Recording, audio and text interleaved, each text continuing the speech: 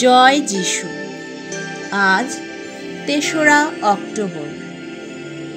প্রতিদিনের চিন্তা ও প্রার্থনা। দিনের প্রধান চিন্তা। প্রাণের শক্তি দিয়ে তোমাকে কাজ করতে হবে। তোমাকে সুমধুর ভাষী হতে হবে।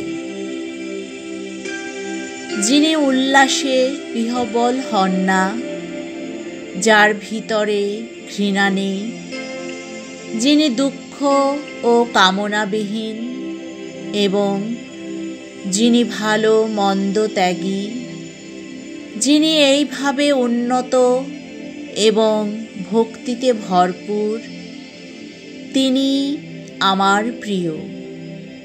যিনি বন্ধু এবং শত্রুকে সমান জ্ঞান করেন এবং যার কাছে সম্মান অসম্মান, শীত ও উষ্ণতা, সুখ বা দুঃখ এক, এবং যিনি অনাসক্ত, তিনি আমার প্রিয়।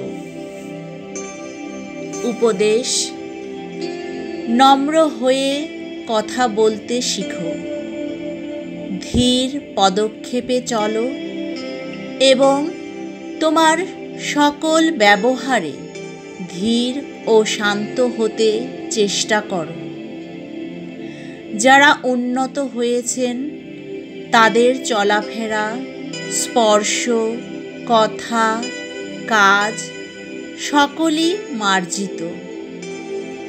আমরা যখন চঞ্চল বা বিপর্যস্ত হয়ে কাজ করি বা জিনিসপত্র ভাঙি, তখন আমাদের মনের অবস্থা শোচনীয়।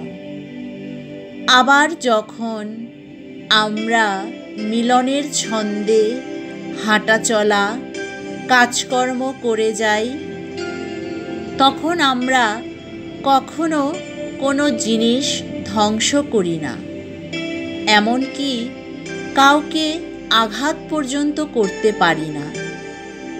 ধীর, শান্ত এবং মধুরভাষী হয়েই আমরা অপরের ঘৃণা বা কর্কশতাকে জয় করি। আবার যদি আমরা দুরন্ত হয়ে অপরকে বাধা দিই অথবা নিজেদের ক্ষমতা দেখাতে চাই, তবে আমাদের প্রতিদ্বন্দ্বীও আমাদের সঙ্গে ওই রকম ব্যবহার করবে। ধীর ও শান্ত হয়েই আমরা অপরের ক্রোধ ও বিরুদ্ধতাকে জয় করতে পারব।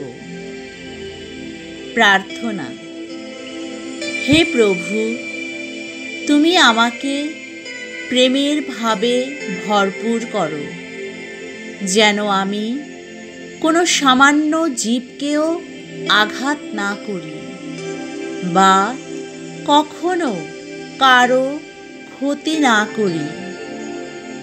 আমার কাজ যেন স্বার্থপ্রণোদিত না হয়। আমাকে শেখাও যেন আমি সকলের সঙ্গে ধীর, সদয় ও শান্ত ব্যবহার করি।